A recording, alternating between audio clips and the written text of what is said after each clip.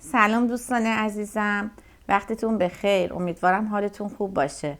فتانه هستم با آموزش شمع فانوسی که تکنیک ترانسفر رو داره در خدمتتونم. کانال منو سابسکرایب کنین و تا انتهای این ویدیو با من همراه باشین.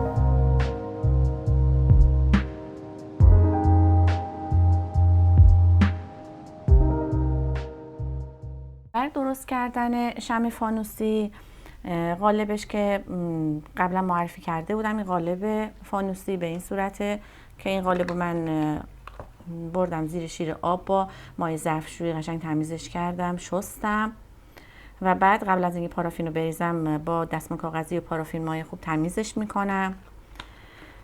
نیاز به یه مقدار صدف داریم و چون گفتم تکنیک ترانسفر اینا هستن، تو بازار بگین که ترانسفر میخوایم بهتون میدن.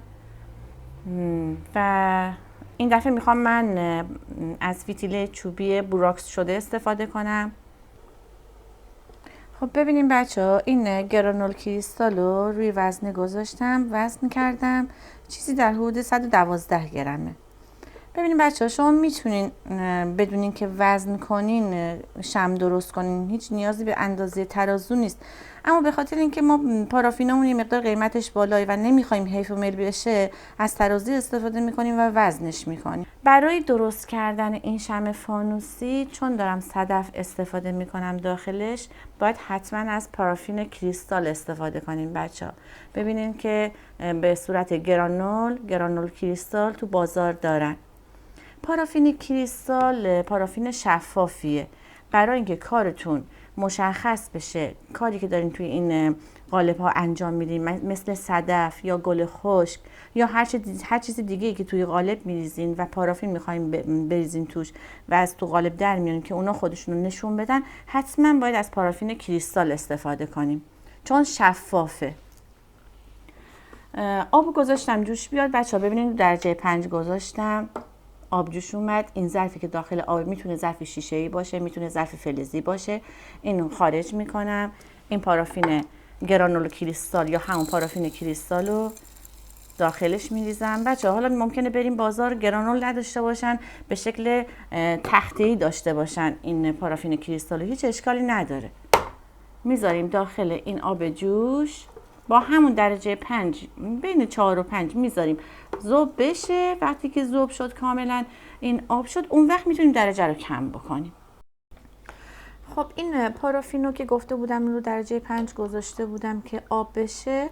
ببینید دیگه این آخراشه، خیلی دیگه چیزای کمی داخلش هست از اون پارافین کریستال.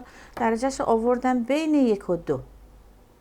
یعنی سوالی که ممکنه براتون پیش بیاد که ما درجه حرارت رو چند باید بذاریم. وقتی که میخوایم بذاریم آب جوش بیاد، میذاریم درجه بین 4 و 5. وقتی که آب جوش اومد، اینو گذاشتیم داخل اون آب جوش، میخوایم که این پارافین ذوب بشه، همون درجه 4 خوبه. ولی وقتی که کاملا آب شد، نگاه کنین، میام درجه رو کم میکنم که این حرارتش بیفته. خب بچه ها، من اول این قالب فانوسی خودم رو گفتم که اول شستم، خشک کردم. حالا با پارافین مایع داخلش رو نگاه کنید خوب تمیزش میکنم.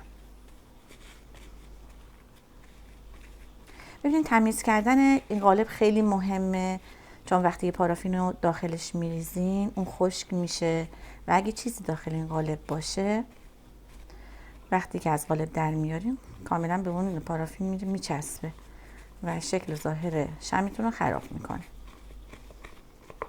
ببینید خوب تمیزش کرد. حالا برعکسش میکنم. گفتم صدف میخوام بذارم. صدف رو داخل این قالبم میریزم. نگاه کنید.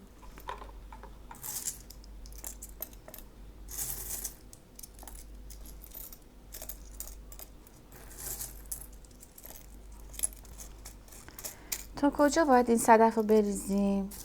تا این قسمتی که ببینید یه دایره داره ها داخلش، تا لبه اون دایره باید این صدف رو بذاریم. خب ببینین بچه ها، من این قالب فانوسی، این شمعو که میخوام درست کنم، میخوام دو رنگش درست کنم. این خیلی گزینه خوبیه برای سفره 7 سینیتون، مثل حسچه میشه. نگاه کنین الان من میخوام دو رنگ درست کنم. این قسمت بالای این قالبتون در واقع قسمت پایین شمعتونه. این قسمت پایین قالبم در واقع قسمت بالای شمع ما هست. پس قسمت پایین رو من اول دارم پارافین میریزم، میخوام یکم کم رنگ تر باشه. خب این پارافینی که الان ذوبش کردم رنگ خیلی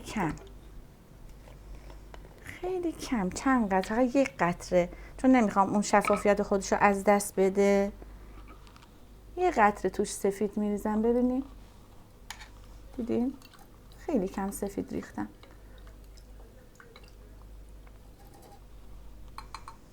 ببینین بچه ها پارافین کریستال چقدر شفافه. حالا خیلی آروم میریزیم داخل قالب ما تا نصفه میریزیم.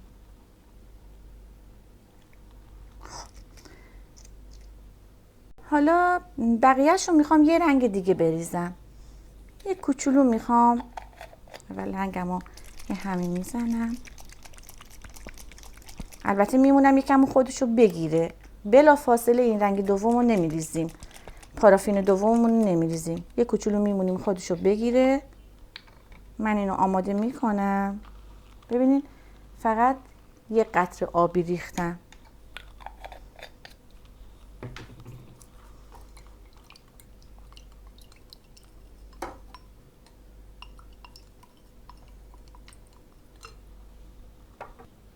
خب بچه ها نگاه کنین، من سری اول پارافینو که ریخته بودم یه قطره رنگ سفید بهش اضافه کرده بودم، ریختم، گذاشتم یکم خودشو بگیره، ولی به بدنش دست میزنم هنوز گرمه. خب الان میتونم مرحله دوم پارافینو بریزم. بذارید از دما بیفته. من گاز کامل خاموش کردم، گذاشتم رو صفر. این رنگ آبی خیلی کم رنگ، حدود یکی دو قطره ریختم، گذاشتم که بمونه و بین 60 تا 65 درجه است. نگاه کنین الان 63 درجه است حرارتش و حرارتش مناسب 63 64. بین 60 تا 65 خوبه. الان میتونم اینو خیلی آروم با قاشق، حتما باید آروم آروم بریزید، بریزید رو بقیه صدف ها جوری که تا بالا بیاد. ببینید تا این لبه بزرگه باید این پارافین ریخته بشه. پارافین کریستال پارافین شفافیه.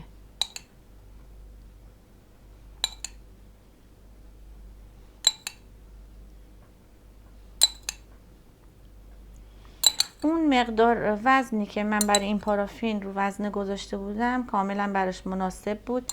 نگاه کنین، ببینین همه رو استفاده کردم برای این قالب فانوسی. حالا میمونیم تا این پارافین یک کوچولو چند تا تکونم میدیم، خیلی آروم میمونیم که کاملا خودشو ببنده و در دمای محیط قرار بگیره. بیرون نمیذارین، جای سرد نمیذارین، تو دمای محیط قرارش میدین که کاملا خودشو ببند و سفت بشه. خب بچه تو این فاصله اون پارافین شمع فانوسیمون تا خودشو ببنده، من پارافین سویا وکس رو یه مقدار برداشتم، ذوبش کردم به همون روشی که قبلا بهتون گفته بودم. از طریق بنماری ذوب شد و فقط رنگ قرمز بهش اضافه کردم. نگاه کنین هیچ رنگ دیگه بهش اضافه نکردم. اینم قالب ماهی قرمزمون، نمد جنس سیلیکونه. یه مقداری با پارافین مایع داخلش رو تمیز میکنم. نگاه کنین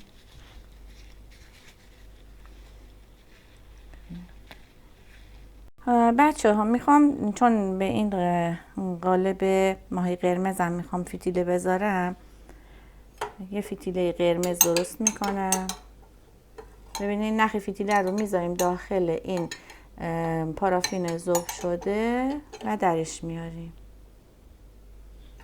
نگاه کنید اضافه پارافین آروم، خیلی آروم، زیاد فشار نمیدین، میگیرین میذارین تا خشک بشه. بچه این قالب ماهی قرمز دیگه خودش اون داخلش اون سوراخه رو داشت. من فتیله رو ازش گذاشتم که رد بشه. یه گرهی میزنیم، معمولا 2 تا گره میزنم که از اونجا در نیاد. بعد به این صورت اینو همینجور نگه میداریم. حالا این پارافینی که ذوب شده بود و من رنگم بهش اضافه کردم، ببینید بچه با قاشق آهسته داخلش میریزیم. نگاه کنید.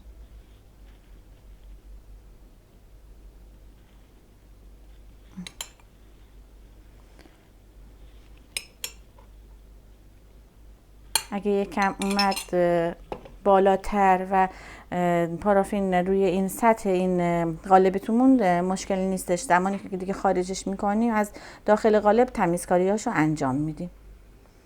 یک کوچولو بچه‌ها یک کوچولو تکون بدین همیشه این قالب سیلیکون رو که کاملا تو تمام شیاراش بره،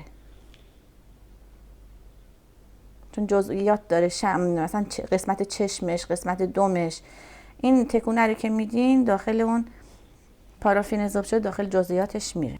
بچه‌ها ببینین اینا که درست کردیم، منتظریم که خودشو ببنده. دست میزنم میبینم هنوز گرمه، نمیتونم از تو قالب خارجش کنم. اینم همینطور تا اینا سرد بشه و این خوب بسته بشه، من پارافین ژله‌ای رو برداشتم رو حرارت مستقیم بین درجه حرارت بین 2 و 3.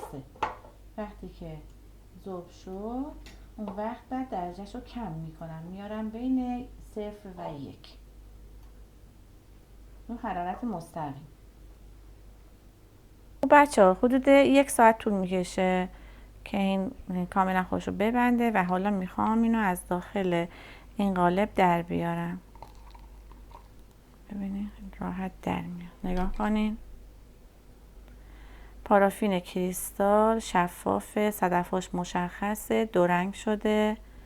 خب حالا این داخلش رو نگاه کنین. ببینین من اینو داخلش رو میخوام با پارافین ژله‌ای که گذاشتم ذوب شد و باید حتما یک از حرارت بیفته، با داخلش رو پر کنم بیاد تا بالا.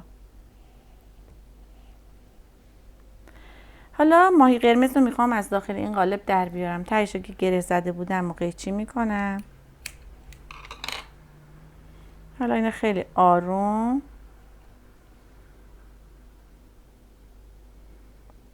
درش میارم.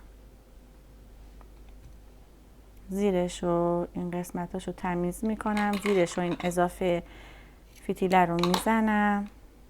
ببینید شما میتونین چشمای ماهی قرمز و مشکی با رنگ اکریلیک رنگ کنین، یا دوست دارین این قسمت دورش رو مشکی میکنین، این قسمت وسطش رو سفید میکنین. حالا بذارین من اینو کامل درستش بکنم، بعد بهتون میگم ماهی قرمز رو میخوام کجای این شمعمون قرار بدم. تا این پارافین ژله‌ایمون یکم از حرارت بیفته، من کارهای تزیین این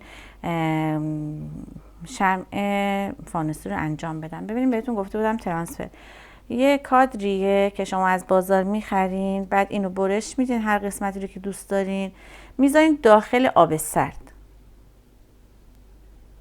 ببین چه شکلی شده. یه چند لحظه میمونین. فکر کنم زمانش 1 دقیقه براش کافی باشه. ببینیم بچه ها وقتی که میندازیم نگاه کنید این از سطح این کادری که داره جدا میشه و هر قسمتی که دوست داشتین میتونین اینو بچسبونین. نگاه کنین. اضافه شو میتونین قیچی کنین. خیلی آهسته با دستتون به این صورت. همین. نیاز به هیچ چسبی نداره چون خودش داره. بقیه هم به همین شکل. نگاه کنین. من کوچیک بزرگ برداشتم. هر قسمتی رو که دوست داشتین میتونین بذارین.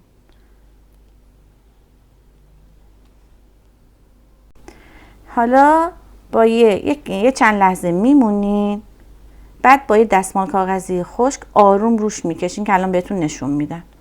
بچه ها ببینین وقتی که ترانسفر رو روی این سطح کارمون گذاشتیم ممکنه که زیر این کارتون که دارین میچسبونین یه حباب هایی داشته باشه. با دستتون آروم صافش میکنین که کاملا به اون سطح کارتون بچسبه. بعد با دستمال کاغذی خیلی آهسته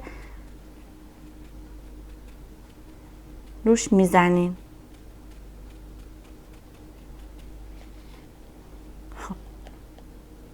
بچه ها قسمت وسطش رو که من قبل از اینکه پارافین ژله رو بریزم میخوام فتیله بذارم. امروز میخوام از فتیله چوبی که بوراکس شده استفاده کنم. ببینین چسب حرارتی رو داغ کردم.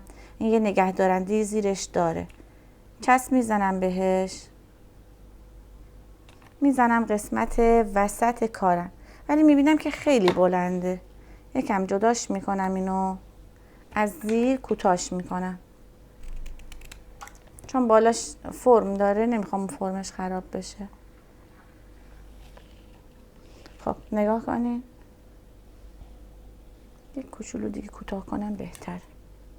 پارافین ژله‌ای رو بریزم داخل. از حرارت افتاده. میخوام بریزم داخل این فضای بازی که این قالب فانوسیم داره. ببینید آهسته میریزم. هیچ رنگم بهش اضافه نکردم. خواستم شفاف بشه.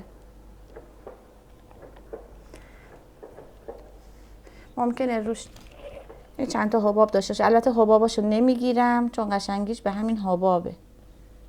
خب میمونم تا این پارافین ژله‌ای هم کاملا خودشو ببنده.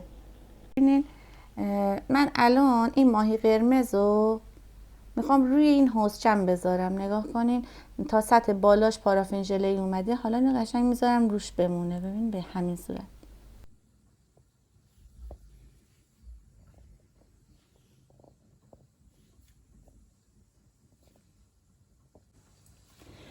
بچه این شمای ماهی قرمز که این قالب سیلیکونی هستش من درست کردم میتونیم به تعداد درست کنیم و برای شمع روی آب استفاده کنیم. دوستان عزیزم امیدوارم از آموزش شمع فانوسی لذت برده باشید. لایک و سابسکرایب و کامنت یادتون نره. تا یه ویدیو آموزشی دیگه خدا نگهدار.